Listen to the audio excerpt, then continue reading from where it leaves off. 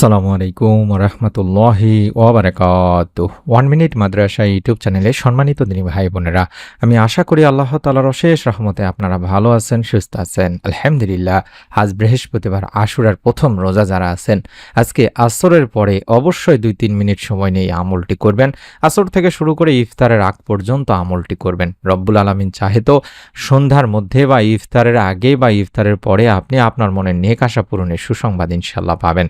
যারা রোজা আছেন তিনি ভাই বোনেরা, তারা অবশ্যই তো আমলটি করবেন। যারা রোজা নেই বা থাকেননি আজকে, তারাও আমলটি করার চেষ্টা করবেন। রব্বুল আলামিন বৃহস্পতিবারের আশুরার ওসিলায় আপনার মনে নেক আশা ইনশাআল্লাহ পূরণ করেই দেবেন। হিজরি সনের প্রথম মাস হলো মুহররম, ইসলামে অত্যন্ত মর্যাদাপূর্ণ মাস। হাদিসে এই মাসটিকে আল্লাহর মাস বলা হয়েছে। এই মাসের রোজাকে রমজানের রোজার পর সবচেয়ে ফজিলতপূর্ণ বলা হয়েছে। আবু হুরায়রা রাদিয়াল্লাহু তাআলা আনহু থেকে বর্ণিত, আল্লাহ রাসূল সাল্লাল্লাহু আলাইহি ওয়াসাল্লাম বলেছেন, রমজানের রোজার পর সর্বোত্তম রোজা হচ্ছে আল্লাহর মাস মুহররমের রোজা, এবং ফরজ নামাজের পর সর্বোত্তম নামাজ হচ্ছে রাতের নামাজ। সহিহ মুসলিম শরীফের সহিহ একটি হাদিস। আমরা এই আশুরার রোজা রেখে কি আমল করব, কোন আমল করলে আল্লাহ তাআলা আমাদের গুনাহ মাফ করবেন, সেই বিষয়গুলো নিয়ে আমরা ভিডিও দিয়েছি। আশা করছি চ্যানেল থেকে দেখে নেবেন। আজ হচ্ছে বৃহস্পতিবার দিনী ভাই বোনেরা, অত্যন্ত ফজিলতপূর্ণ একটা দিন। সপ্তাহের গুরুত্বপূর্ণ একটি দিন হলো এই বৃহস্পতিবার। জুমাবারের পূর্ববর্তী দিন হওয়ায় এটি জুমার দিনকেও প্রস্তুত করে তোলে। তাই তো এই দিন রোজা রাখা, নেক আমল করা ও ইবাদত করার ফজিলত অপরিসীম। আবু হুরায়রা রাদিয়াল্লাহু তাআলা আনহু বর্ণনা করেন, আল্লাহ রাসূল সাল্লাল্লাহু আলাইহি ওয়াসাল্লাম বলেছেন, প্রতি সোমবার ও বৃহস্পতিবার জান্নাতের দরজাগুলো খুলে দেওয়া হয়। এরপর এমন সব বান্দাকে ক্ষমা করে দেওয়া হয় যারা আল্লাহর সঙ্গে শরীক করে না। তবে সেই ব্যক্তিকে ক্ষমা করা হয় না যার ভাই ও তার মধ্যে শত্রুতা বিদ্যমান। এরপর 3 বার বলা হয়, এই দুজনকে আপোষ মীমাংসা করার জন্য অবকাশ দাও। সহিহ মুসলিম শরীফের সহিহ হাদিস। উম্মুল মুমিনিন হযরত আয়েশা রাদিয়াল্লাহু তাআলা আনহা বর্ণনা করেন, আল্লাহ রাসূল সাল্লাল্লাহু আলাইহি ওয়াসাল্লাম সোম ও বৃহস্পতিবার রোজা রাখার বিষয়টি প্রাধান্য দিতেন। সুনানে ইবনে মাজার একটি হাদিস। প্রিয় নবী সাল্লাল্লাহু আলাইহি ওয়াসাল্লাম আরো বলেন, সোম ও বৃহস্পতিবার দিন দুটি এমন যে এই দিন দুটিতে বান্দার আমল মহান আল্লাহ তাআলার সামনে হাজির করা হয়, আর আমি রোজা থাকা অবস্থায় আমার আমল আল্লাহ তাআলার সামনে হাজির করা হোক, এটাই আমি পছন্দ করি। সুনানে তিরমিজি শরীফের একটি হাদিস। বিশ্বনবী সাল্লাল্লাহু আলাইহি ওয়াসাল্লাম আশুরার রোজা শুধু না দিনী ভাই বোনেরা, বৃহস্পতিবার অর্থাৎ সোমবার বৃহস্পতিবার সাপ্তাহিক রোজাগুলো রাখতেন। আর যেহেতু আমাদের আল্লাহ তাআলার অশেষ মেহেরবানিতে আমরা আশুরার একটি রোজা আজকে পেয়েছি, অর্থাৎ বৃহস্পতিবার আর শুক্রবার, আগামীকালকে রাখলেই হয়ে যাবে। আর যারা আজকে নেই তারা আগামীকাল শুক্রবার এবং শনিবার একটি রোজা রাখবেন। যারা আজকে রোজা আছেন আগামীকালকে রাখলেই হবে। এবং আজকে রাখার কারণে কিন্তু আপনার বৃহস্পতিবারের সাপ্তাহিক যে রোজা, আল্লাহ তাআলার কাছে যে আমল পৌঁছানো হয়, বান্দার আমল, সেটা কিন্তু আল্লাহ রব্বুল আলামিনের কাছ থেকে আপনি এর ফজিলত পাবেন ইনশাআল্লাহ। আমরা বৃহস্পতিবার আসরের নামাজের পরে থেকে শুরু করে ইফতারের আগ পর্যন্ত এই ছোট্ট দোয়ার আমলটি করব মনের নেক আশা পূরণের জন্য। আবু হুরায়রা রাদিয়াল্লাহু তাআলা আনহু থেকে বর্ণিত আছে, হাদিসে আল্লাহ রাসূল সাল্লাল্লাহু আলাইহি সাল্লাম বলেছেন, ফেরেশতারা পালাবদল করে তোমাদের মাঝে এসে থাকেন, একদল দিনে একদল রাতে। আসর ও ফজরের সালাতে উভয় দল একত্র হয়, অতঃপর তোমাদের রাত যাপনকারী দলটি উঠে যায়। তখন মহান রব আল্লাহ তাআলা তাদের জিজ্ঞাসা করেন, আমার বান্দাদের কোন অবস্থায় রেখে এলে? অবশ্য তিনি নিজেই এই বিষয়ে সবচেয়ে বেশি জানেন। উত্তরে তারা বলে, আমরা আপনার বান্দাদের সালাতে রেখে এসেছি, আর আমরা যখন গিয়েছিলাম তখনও তারা সালাত আদায়রত অবস্থায় ছিল। এটি বুখারী শরীফের সহিহ একটি হাদিস।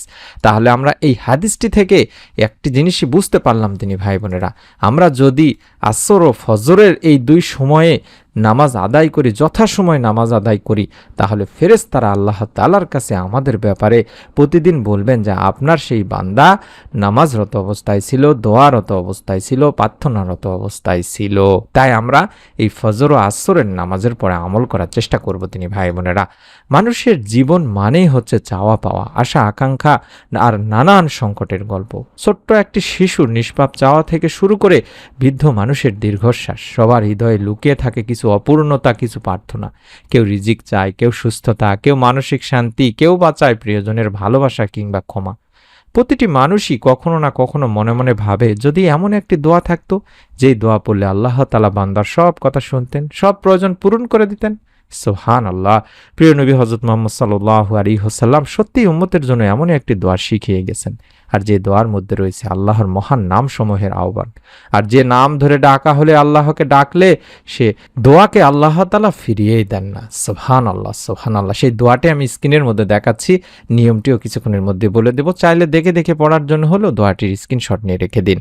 আল্লাহুম্মা ইন্নী আসআলুকা বিআন্না লাকাল হামদু লা ইলাহা ইল্লা আনতাল মান্নান বাদিউস সামাওয়াতি ওয়াল আরদ ইয়া জাল জালালি ওয়াল ইকরাম ইয়া হাইয়্যু ইয়া কাইয়্যুম। এতটাই পাওয়ারফুল একটি দোয়া দিনী ভাই বোনেরা। এই দোয়ার আমলটি আমরা প্রতিদিন করার চেষ্টা করি এবং আল্লাহ তাআলার অশেষ মেহেরবানিতে ছোট ছোট কিছু আশা আল্লাহ তাআলা পূরণ করে দেন। আলহামদুলিল্লাহ। আপনারাও যদি মন থেকে এই দোয়ার মাধ্যমে চাইতে পারেন, রব্বুল আলামিন আপনারও চাওয়া পাওয়া পূরণ করে দেবেন। মনে রাখবেন, আপনি আল্লাহ তাআলার পক্ষ থেকে সব সময় রহমত পাচ্ছেন। এর জন্যই আপনার আল্লাহ তাআলার কাছে সবসময় শুকরিয়া করা উচিত। আপনি যেটা চাচ্ছেন হয়তো সেটাই পাচ্ছেন না, কিন্তু এর বসিলায় আল্লাহ তাআলা আপনাকে বিপদ থেকে রক্ষা করছেন, কিংবা আপনার জন্য এর চাইতে আরও উত্তম রাখছেন তিনি ভাই বোনেরা। আশা করছি মোবাইলে দোয়াটির স্ক্রিনশট নিয়ে নিয়েছেন। না নিলেও সমস্যা নাই, আমি কিছুক্ষণ পরে আবারও দেখায় দেব। এই দোয়ার বাংলা অর্থই হচ্ছে, হে আল্লাহ, আমি আপনার কাছে প্রার্থনা করছি আর এই সাক্ষ্য দিচ্ছি যে সব প্রশংসা আপনারই। আপনি ছাড়া কোনো সত্য উপাস্য নেই। আপনি হচ্ছেন মহাদাতা, আসমান সমূহ জমিনের স্রষ্টা। হে মহিমা ও সম্মানের অধিকারী, হে চিরঞ্জীব, হে সব কিছু ধারক রক্ষণাবেক্ষণকারী। রাসূল সাল্লাল্লাহু আলাইহি ওয়াসাল্লাম এক ব্যক্তিকে এই দোয়াটি একবার বলতে শুনলে তখন তিনি বলছিলেন যে এই ব্যক্তি তো আল্লাহ তাআলার মহান নামের মাধ্যমে তাকে ডেকেছে, অর্থাৎ যে নামে ডাকলে আল্লাহ সাড়া দেন এবং যে নামে চাইলে তিনি দান করেন। আবু দাউদ, তিরমিজি, নাসাই শরীফের একটি হাদিস। সুবহানাল্লাহ।